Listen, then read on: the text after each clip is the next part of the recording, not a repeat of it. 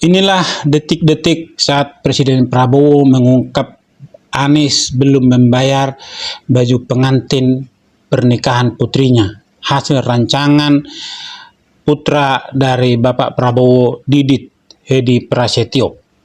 Kamu harus bersahabat, saya ajarin nilai saya. Didit jangan punya musuh. Cari kawan. Siapapun kawan, gak ada urusan mau partai mana, gak ada. Kalau dulu bapaknya gak suka sama saya, gak apa-apa, kamu bersahabat sama anak. Jadi dia kemarin dia baik sama anaknya Anies Baswedan. Dia baik itu semua. Ya kan, dia kalau nggak salah yang merancang gaun pengantinnya anaknya Anies Baswedan, iya, Didit ya? Nggak dibayar lagi.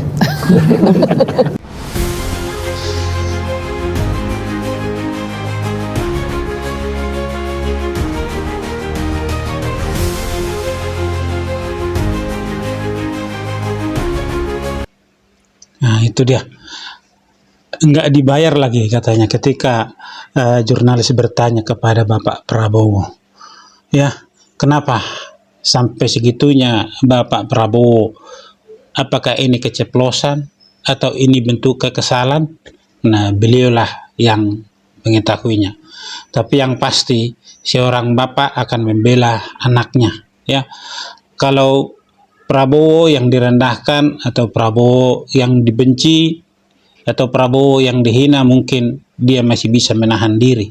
Tetapi ketika anaknya, hasil kerja anaknya nggak dianggap, itu mungkin membuat dia juga menjadi sedikit kesal. Nah, kekesalan itu sebenarnya mungkin tidak akan dia sampaikan, ya. Tetapi karena si jurnalis ini bertanya secara spontan, beliau menjawab tidak dibayar lagi katanya kan. Nah, yang menjadi persoalan adalah ini adalah baju pengantin. Baju pengantin tentunya sesuatu yang didesain menurut keinginan si pengantin tersebut. Dan ini bisa dikatakan bukanlah sebuah kado pernikahan. Ya, ada banyak bentuk kado pernikahan, tetapi kalau untuk apa yang melekat pada si pengantin, saya rasa pengantin dan keluarga lah yang mempersiapkan segala sesuatunya, dalam arti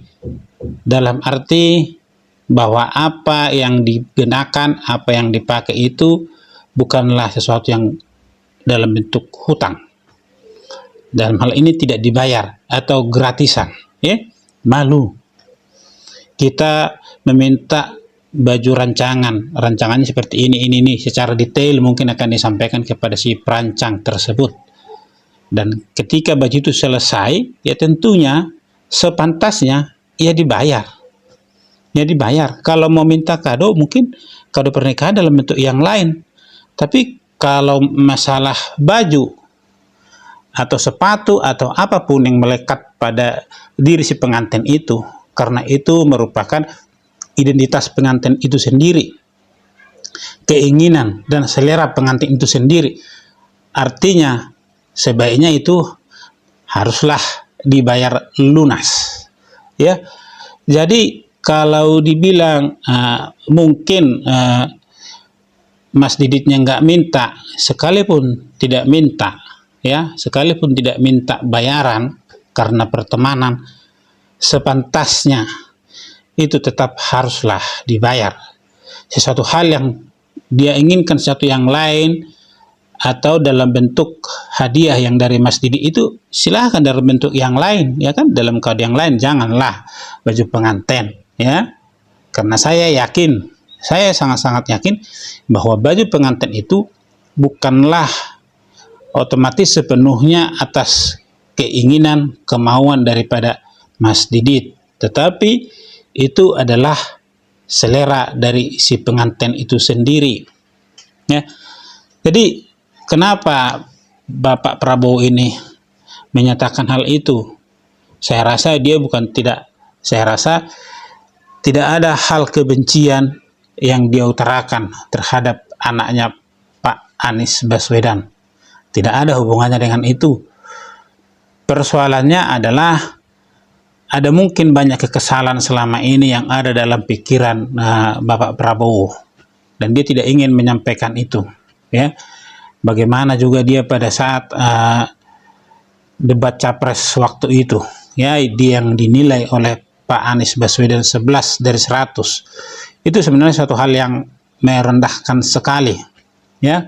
Tetapi Bapak Prabowo menahan diri karena itu adalah tentang dirinya.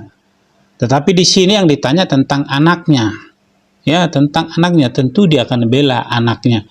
Dia tahu bagaimana anaknya bersusah payah belajar untuk bisa menjadi desainer handal, ya.